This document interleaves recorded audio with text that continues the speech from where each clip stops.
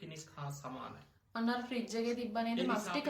මම ඒකේ fried rice ටිකක් හදන්නද? බොහොම ගෞරවයෙන්. මස්? දෙයනේ. මුන් වගේ පව්කාර ළමයි යකෝ.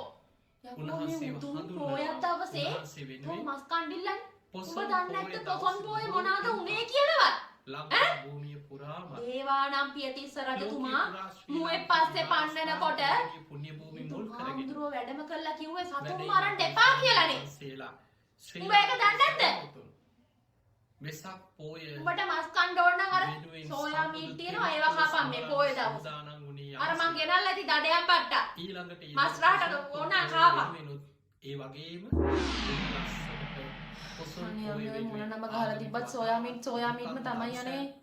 බොහෝ කටයුතු සූදානම් කරන්න තියෙනවා. යකෝඩෝ මුන්ට කියන සිංහල තේරෙන්නේ නැති හැටියක්. පොසොන් තෝ මොකද මස්ම කන්න හදන්නේ? තොට මහා සෝනා වැහිලාද? මේ පව්කාරියෝ එන්න හදන්න එපා.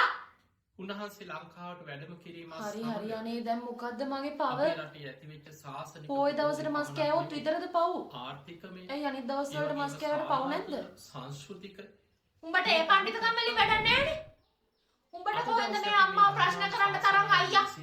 කතා කරන්නේ. උඹ පොය දවසේ අම්මත් එක්ක එකට එක කියලා පව් පුරව ගන්න නේද ඔය හදන්නේ?